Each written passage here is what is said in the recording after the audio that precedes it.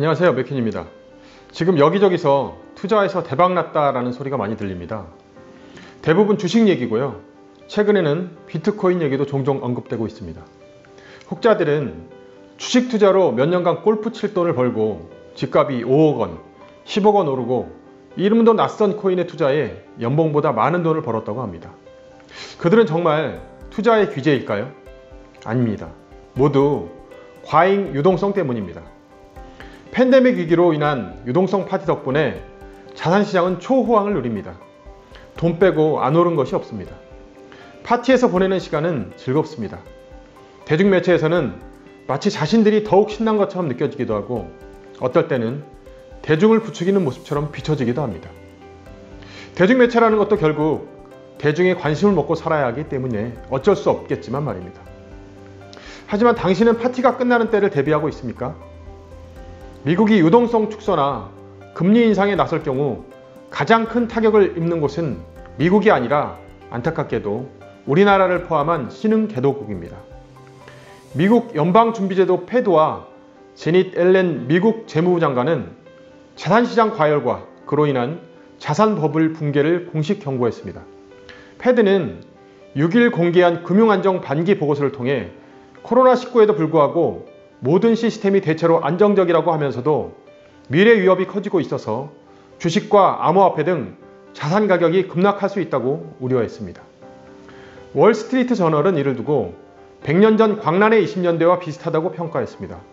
광란의 20년대는 1929년 뉴욕 증시 대폭락으로 시작된 세계 대공황 발생 직전의 상황을 말합니다.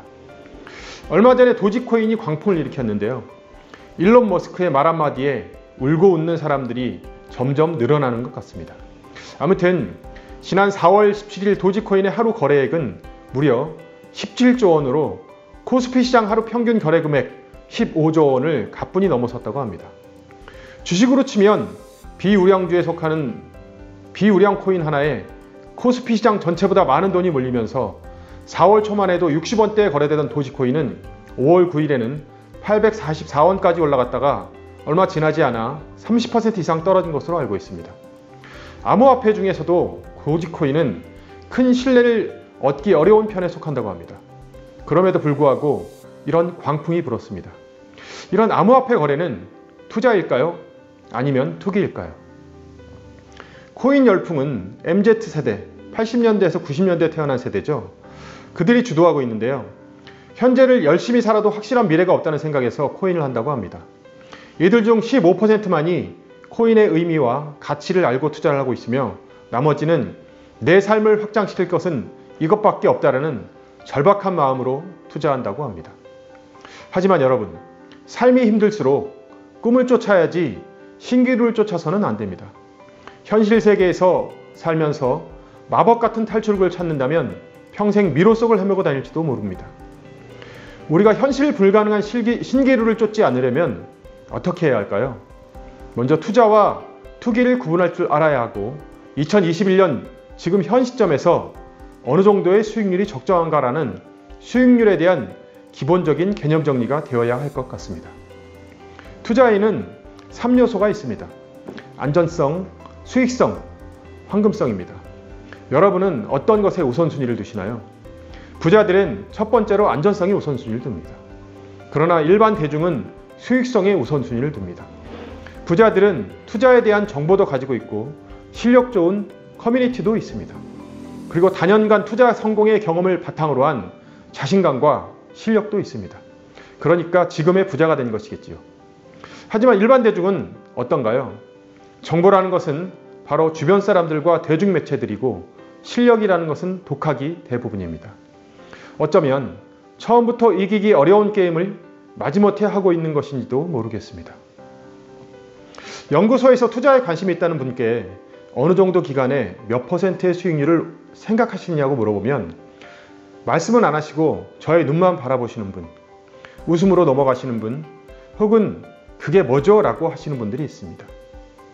그리고 가끔 1년에 20%는 기본이고 50%, 많게는 200%를 말씀하시는 분들도 있습니다. 헛웃음이 나옵니다. 그런 투자 수단이 있으면 제게 알려주셨으면 좋겠습니다. 현실을 직시하지 못하면 지도 한 장 없이 보물섬을 찾아 나선 것과 같고 이정표 없는 사막에서 신기루를 쫓는 것과 다를 바가 없습니다. 그럼 현 시점에서 수익률의 개념을 한번 잡아보겠습니다. 투자 수익을 구성하는 중요한 요소는 투자금, 투자기간, 수익률입니다. 그리고 제일 중요한 건 평균적인 수익률입니다. 한 번의 대박이 아닙니다. 행운은 두 번 겹쳐오지 않고 럭키펀치라는 것은 대체로 현실에서는 잘 일어나지 않습니다. 그렇게 한 방으로 대박을 꿈꾸는 생각을 가신 분들은 투자를 할 것이 아니라 카지노에 가셔야 합니다. 주식 투자를 기준으로 수익률을 알아보겠습니다. 여기서 수익률이란 투자 대비 연평균 수익률을 말하는 것입니다. 투자를 잘하는 사람들의 기준을 먼저 알려드리겠습니다. 평균 5%의 수익률을 거두는 투자자를 우리는 성공적인 투자자라고 합니다. 평균 10%의 수익률을 거두는 투자자를 상위 10%의 투자자라고 합니다. 그리고 평균 20%의 수익률을 거두는 투자자를 전설적인 투자자라고 합니다. 이제 감이 좀 오시나요? 투자의 기본은 원금을 잃지 않는 것입니다. 그리고 원투펀치를 치거나 럭키펀치 한 방으로 끝내는 것이 아니라 꾸준한 수익률이 나오는 곳에 투자를 하셔야 한다는 말입니다. 이런 이야기를 듣고 투자를 처음 접하시는 분들은 겨우 저 정도의 수익률이라고 생각하실 수도 있지만 이런 수익률의 복리의 마법을 만나면 10년에서 20년 사이에 나의 자산이 어느덧 5배에서 10배가 불어나게 되는 기초가 되는 것입니다. 미국 뉴욕에 있는 맨하튼을 1626년 원주민들에게 불과 24달러를 주고 샀습니다. 그런데 그 돈을 8% 복리로 현재까지 굴렸다면 맨하튼을 한 개 사고 추가로 로스앤젤리스를 2개나 사고도 남는 돈이 된다고 합니다. 이것이 복리의 마법, 시간의 마법이고 투자의 기술입니다. 어쩌면 이제 겨우 투자를 시작하시는 분이 수익률 10%에서 20% 운운하시는 것 자체가 투자 지식이 부족하다는 반증이라고 할 수 있겠습니다. 그런 수익률을 지속적으로 낼 수 있다면 누가 힘들게 장사를 하겠습니까? 이 영상을 보고 계신 여러분의 투자에 대한 연평균 수익률의 목표는 얼마입니까? 그리고 얼마나 오랫동안 평균을 유지할 수 있으시죠? 다음 참고 자료를 확인하시고 다시 한번 자신의 투자 수익률 기준을 설정해 보시기 바랍니다.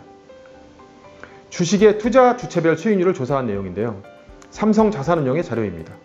기간은 2001년 1월 1일부터 2016년 12월 31일까지 15년의 평균치입니다. 그럼 한번 보실까요? 개인은 5.1%, 보험회사는 7.9%, 투신사는 8.2%, 은행은 7.8%고요. 연기금은 8.4%, 외국인은 8.4%의 수익률을, 그리고 코스피는 9.7% 올랐습니다. 이어서 부동산을 한번 알아볼까요? 지난해 2020년 말 기준 전국 중대형 상가 투자 수익률입니다. 자료는 상가정보연구소 한국부동산원 통계 분석 결과에서 조사한 결과입니다. 작년 한 해 평균 수익률은 5.1% 수준이었다고 합니다. 이것은 관련 통계 작성을 시작한 2002년 이래 가장 낮은 수익률이었다고 하는데요. 지역별로 한번 보실까요? 서울은 6.6%, 경기도는 5.87%, 인천은 4.72%, 제주도는 1.58%의 수익률을 기록하였습니다. 여기서 투자 수익률이란 임대료 등 상가 운영에 따른 소득 수익률과 부동산 가격 증감에 따른 자본 수익률을 합친 전체 수익률을 의미하는 것입니다. 참고로 전년 2019년의 수익률은 6.29%였습니다. 이런 수익률의 기본적인 개념도 없이 누가 대박났다는 소리만 들으시고 투자를 하겠다고 영끌하시면 절대로 안 되는 것입니다. 막연히 하이리스크 하이리턴이라는 일반적인 생각에서 벗어나 자신의 실력에 맞는 목표 수익률을 정하게 될 때 리스크는 하나씩 사라지게 되는 것입니다. 당신은 초보입니까? 중수입니까? 고수입니까? 이 영상을 보시고 지금부터라도 내 실력에 맞는 적정 수익률에 대해 공부하시고 진지하게 고민해 보시는 건 어떠신지요? 준비되지 않는 투자 욕심은 큰 화를 부르게 됩니다. 불은 추울 때 우리 몸을 따뜻하게 해주고 음식을 데워 먹을 수 있으며 그렇게 도와주지만 잘못 사용했을 때는 얄짤없죠. 집 이거 뭐고 홀랑 다 타버리고 재만 남습니다. 투자도 마찬가지입니다. 실력 없이 욕심을 부리면 여러분의 삶도 재만 남고 다 타버릴지도 모릅니다. 그렇기 때문에 투자를 내 자산을 불리는 지렛대로 사용하시려면 정신 바짝 차리지 않으면 안 되는 것입니다. 하늘이 무너져도 정신만 바짝 차리면 살아날 구멍이 있다는 속담이 있습니다.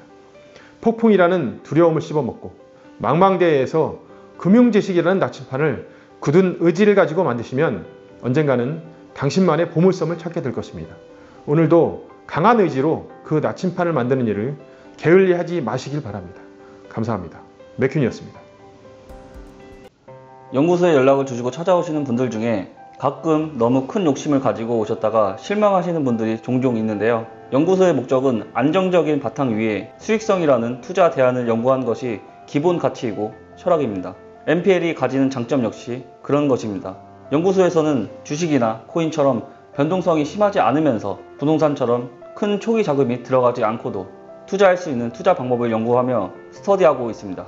MZ세대 중에서 자기 자본과 실력 대비 어느 정도 수익률이 적정한지 궁금해 하시는 분들이 있으시면 메일로 보내주십시오. 연구소에서는 판단하여 5분 정도만 선정하여 맥킴님과 1대1 티타임을 갖고 기본적인 투자 마인드를 잡아드리겠습니다. 메일 내용에 본인이 티타임을 가져야 하는 이유와 방위성을 적어주시면 선발에 도움이 될 것 같습니다. 그리고 미팅 장소는 서울로 제안하겠습니다. 감사합니다.